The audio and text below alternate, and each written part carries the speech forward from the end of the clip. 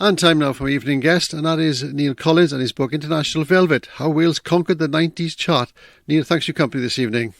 Oh, pleasure. Nice to meet you, Wayne. Thanks so much.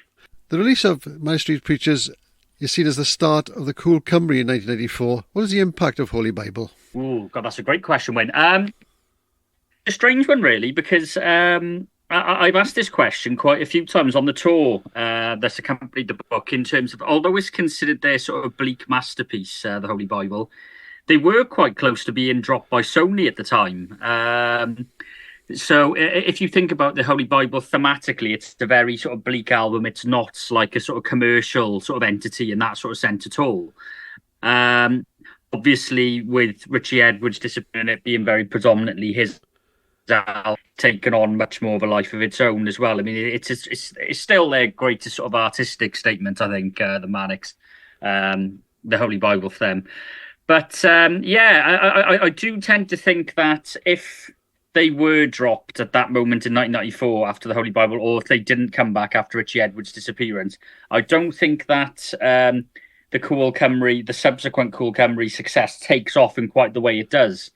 They're the sort of spine down the whole thing, really. So if you think if they are dropped at that point, you don't have the amazing comeback with A Design for Life. You don't have the amazing comeback with Everything Must Go as well, which, you know, won a glut of awards. It won an Iron Novello for Design for Life. It 4 top 10 singles on it. Still considered like a real classic to this day. So on top of that, then you don't have them headlining Glastonbury. You don't have them taking a lot of bands on the road with them as support acts. You don't have Manic Millennium as well, which brings the curtain down on the whole era. So yeah, it's tremendously sort of important sort of part of their history, the Holy Bible, and the whole Welsh music story, really. So was Cool Cymru considered naff at the time?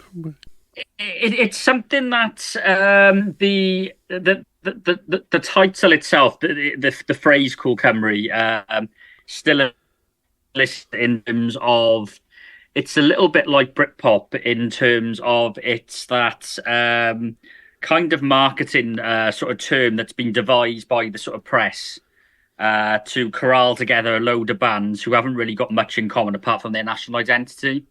But what I would say with Cool Cymru is that actual brand of it, it's an easy era, you know. You've got sort of generational talents like the Manic Street Preachers and Super Furry Animals. You've got Stereophonics weaving true life tales of the Cynnon Valley on their first album, Word Gets Around. They've subsequently had 8 number 1 albums out of their 12. You've got stuff like Gorky's Zygotic Monkey releasing an album. Sorry, that's my dog barking in the background. You've also got them releasing an album called Barafundle. I can hear him. Yeah, that prose is totally live. Anyway, yeah, go on. Yes, so but also as well, you've got that sort of rise in Welsh confidence of these sort of self-referential nods to Welshness. You've got the Gorky's Zygotic Monkey releasing an album called Barafundle after their local beach. You've got like the compilation with all the Welsh bands on it called Dilem for Merthyr. You've got Donna Lewis, who had a huge transatlantic hit with I Love You for Always Forever on an album called Now in a Minute. And then most notably, you've got Catatonia singing on International Velvet, Every Day When I Wake Up, I Thank the Lord I'm Welsh. Yeah. Now, whether you think that chorus is sort of completely overblown or even like a bit cringe, really, is missing the point. It's it completely emphasises that shift in confidence across the Welsh nation over the 90s. In terms, you wouldn't have had a chorus like that even a few short years ago when Wales was largely being sort of ignored and derided, really, by the London media. So yeah, it's a real story of sort of growth across a decade, not just in terms of music but culture. The Welsh language as well was on a lot more of an even footing after the Welsh Language Act of 1993, which put Cymraeg on a far more consistent footing with Saesneg and normalised the Welsh language, you know, and changed daily education in Wales. And also you've got the politics as well. So devolution happening in 1997, first National Assembly created 2 years later. So it was a really good era to look back with 25 years worth of hindsight and just sort of really sort of revel in that era when there was a real positivity in Wales. So before that, we had kind of had Tom Jones, Shirley Bassey, etc., etc. What is great about the book is it's not just music, but it's social changes. I mean, politics, sport of the 90s. And you obviously, by talking just now, you set out to do that, didn't you? Yeah, so I think what is strange really is that pre-90s Wales was kind of considered this laughing stock, and yet we always had these moments of great music, where the artists you just mentioned then.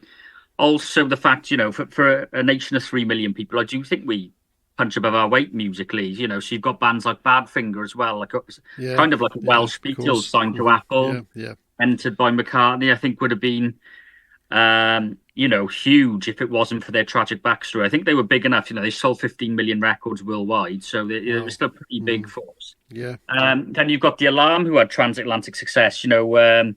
Would do live sort of concerts streamed around the world from I think it's their UCLA in California. There's the famous one they did. You got like the likes of John Cale, in the Velvet Underground, one of the most influential musicians ever. Yeah. But I think what happened is by the sort of mid '80s, perhaps there wasn't quite so much for alternative music fans to get so excited about, like guitar rock sort of bands. What you did have in its place there that was really exciting is the Welsh language scene. So you had bands like Anrefn and Datblygu. You had bands like Y Cyrff, which was had members which would soon go on to Catatonia. And then you had Fa Coffee Power, which is Griff Rhys's group, who would go on to form Super Furry Animals. So that Welsh language scene is very sort of influential in terms of what happens next when Gorky's come along as well, in terms of singing predominantly in Welsh to start off with, then going into a little bit of bilingualism, and then in the mainstream singing in English. But the great, I think some of the sort of real sort of crowning glory moments of that whole era in terms of the shift in Wales is that you've got bands like Gorky's who release a bilingual song and have it as BBC Radio 1 single of the week with Patio Song. Wow. Mm-hmm. And then a bit later on, then you've got International Velvet, which is bilingual as well, on a national stage. But I think perhaps the crowning glory of the whole thing is in the year 2000. You've got Super Furry Animals releasing Mung, which is a completely Welsh language album, the biggest selling Welsh Cymraeg album still. And again, it kind of normalised Welsh in terms of it being a natural thing for these artists to sing in their mother tongue. Yeah, I mean, you mentioned International Velvet because of the line "I'm Welsh," but Catatonia received fame because of Mulder and Scully and also Road Rage as well, didn't they? So they weren't just a one-hit band, were they? And then again, let me just say that International Velvet was an album track, not a single, wasn't it, at the time? Yeah. Yeah, it is incredible in terms of when you think of International Velvet, the song, as you say, it's not a single, and it was absolutely everywhere. So it did fit in with the zeitgeist of Wales suddenly being in the sort of hip, new, cool thing. So if you think of like when Wales hosted the Rugby World Cup in 1999, it's not Road Rage or Mulder and Scully, it's International Velvet the organisers want to put Wales on that global sort of pedestal. Yep. And then the Stereophonics achieved album success and singles as well.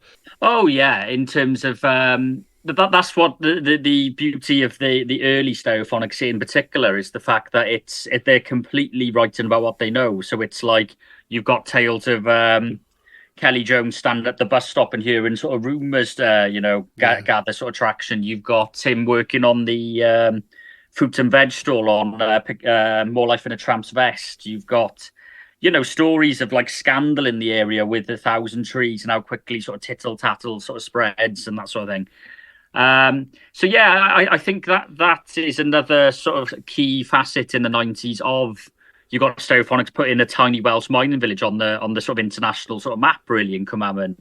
But yeah, I think with what we were saying about Road Rage and Mulder and Scully, in terms of like by the end of the 90s, you've got a singer in Cerys Matthews really reveling in a Welsh accent. So you've got the rolled R's on Road Rage, you've got the elongated vowel sounds on Mulder and Scully. So it's that real shift in terms of like. You've got the Manics in the early 90s trying to get away from Wales. And yeah, by the end of the 90s, you've got them hoisting the red, dragon flag. You've got Cerys Matthews sort of really reveling in her Welshness. So there is a huge shift in a short space of time. And then we mentioned, I mentioned Tom right at the top there, and Tom is back with the Reload album, which is a massive success with the Stereophonics doing the single with him, isn't it? So that went on as well. Yeah. So that was in September 1999. That was to coincide with his 60th birthday. Mm-hmm. So before we finish, I mean, the Manics, we talked a lot about the Manics, but the Manics are still inspiring bands to this day. Is that true? Yeah, I think so. I think more so than any. I think the Super Furry Animals are the biggest influence on grassroots music in Wales now. But I think in terms of the work the Manics have done in terms of taking Welsh bands on the road with them and working with them and like collaborating and remixing their records. So you've got the likes of Gwenor, Kate LeBon, Adwaith, Anchoress, going back into the 90s, they'd take Super Furries and Catatonia on the road with them and Gorkies. Well, thanks so much for being my guest today. Lovely. I mean, International Velvet is an incredible read, really detailed in place. Oh, thanks so much, Wyn. Nice to chat to you. The book, like I say, is Neil Collins, is the author, International Velvet, and How Wales Conquered the 90s Charts. Thanks, Neil, for your company today. Oh, thank you, Wyn. Cheers. Yes. Take care. Take care.